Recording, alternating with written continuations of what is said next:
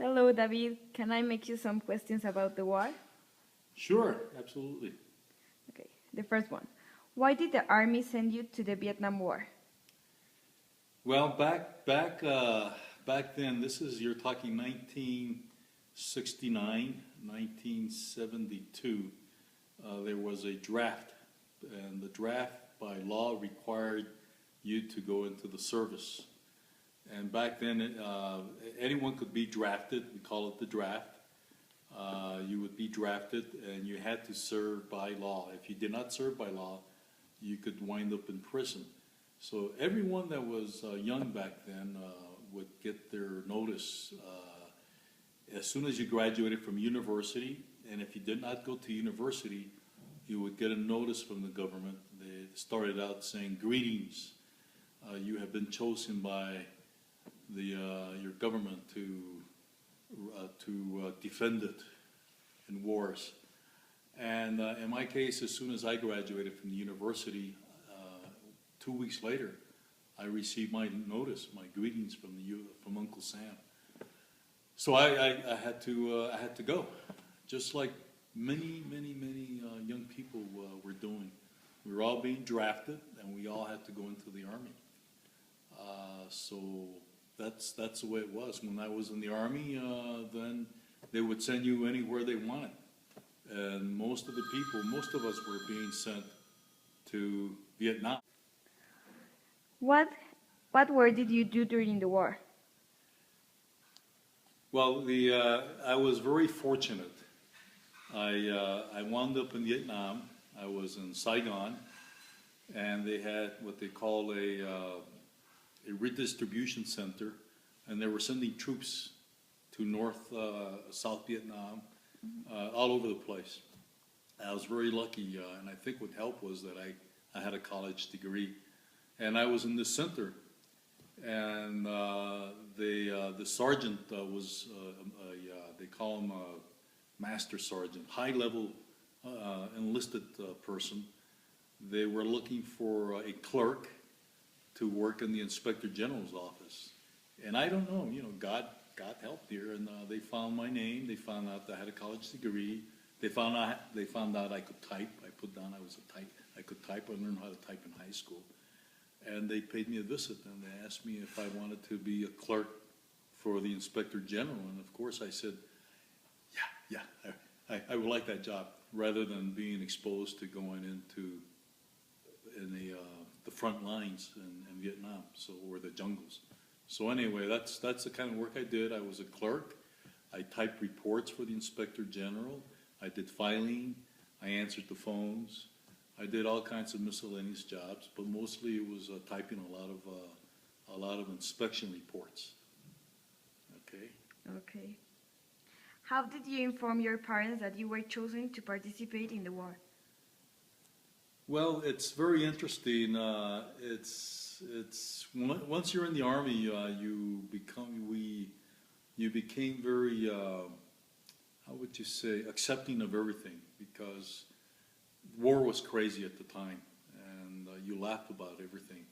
You weren't the only one that was being drafted into the army, and most of us were being sent to Vietnam. It was a war that involved 500,000 people, and so when I got the news, just like everyone else, we were all laughing, because you were going to Vietnam, and a few were lucky.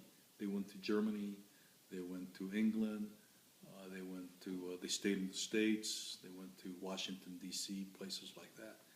But a good number of us were sent to Vietnam.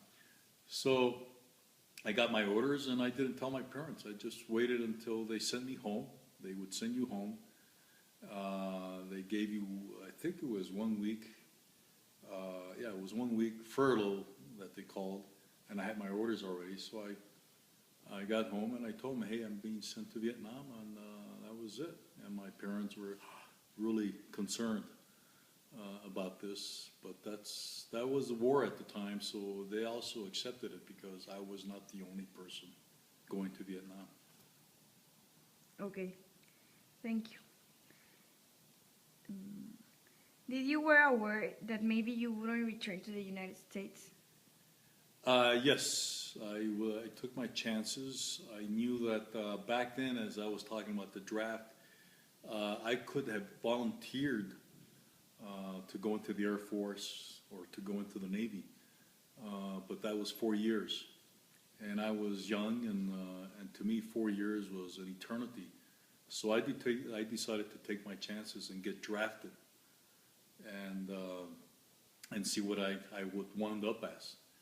And looking back, it was the right choice because being drafted, it was only 2 years, and I actually was less than 2 years because after spending a year in Vietnam and you only had 4 months to go, they would let you return home.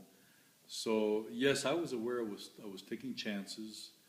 I was asked if I wanted to be an officer, and I said no way, thank you, because I got good grades on all these tests that the military gives you, and I said no way because most of those that became officers wound up for sure being infantry officers, and those were the ones that were getting killed quite a bit. The Viet Cong would shoot any officer.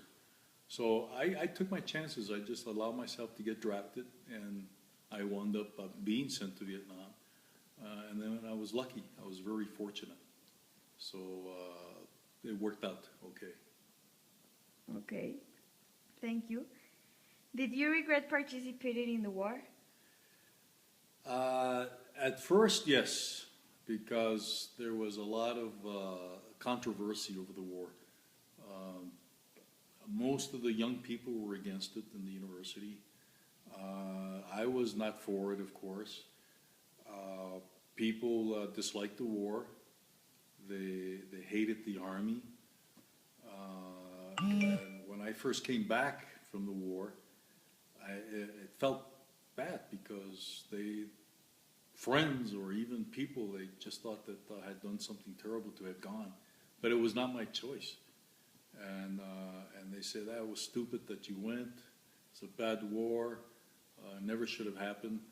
And so a lot of the veterans really felt bad at the beginning when I first came back. But looking back over the years, it's probably it was a very good experience for me because when you're 18 years old, 20, 22, there's nothing like being in the military and a war especially to mature quickly. You learn life very, very, very fast. So, yeah, looking back, I think it served me well. It was a good experience. Would I do it again? No way. So 1 year was enough. It's an experience that I would not want to live again. But it was a good experience at the end. Okay, thank you. How do you communicate with your family? Mostly by writing letters. You would write them and you would send them. You would put them in a military pouch. They would take it to San Francisco, and then they would send it through the U.S. mail system. My parents did the same thing.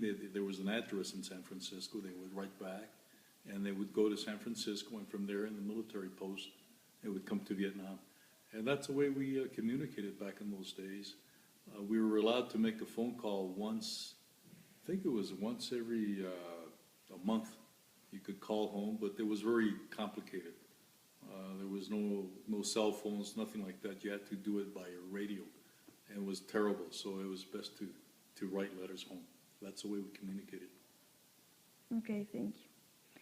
What was the experience that impacted you the most? Well, I have an interesting story.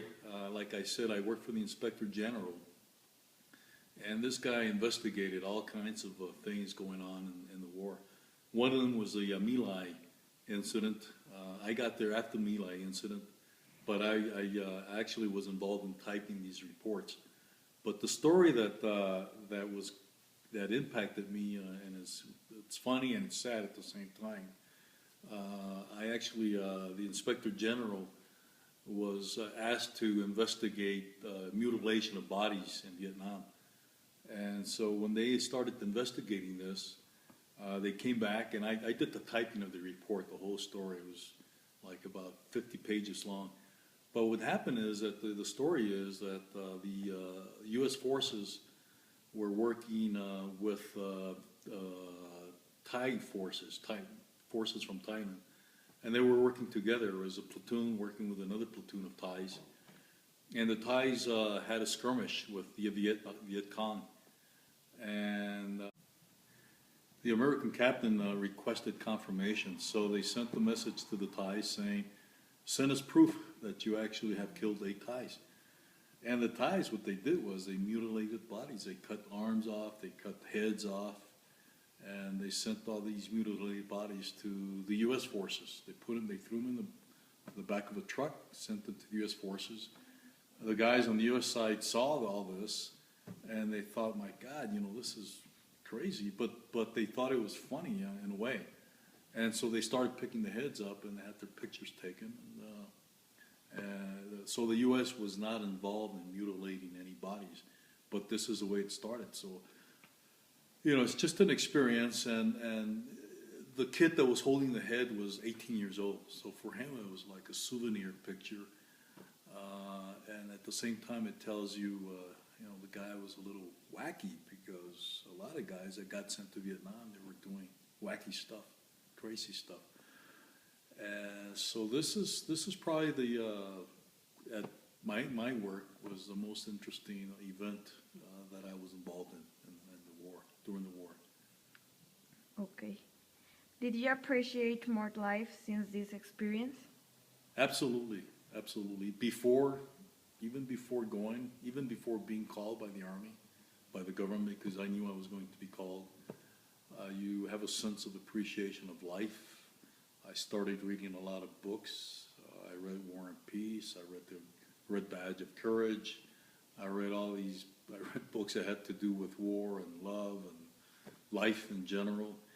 And in Vietnam, a lot of us did a lot of reading, because the Army is like that you have a lot of time in your hands, and a lot of times you're very occupied, but then a lot of times you have a lot of free time. So I appreciated life very much, and when I got back, I appreciated life a lot more.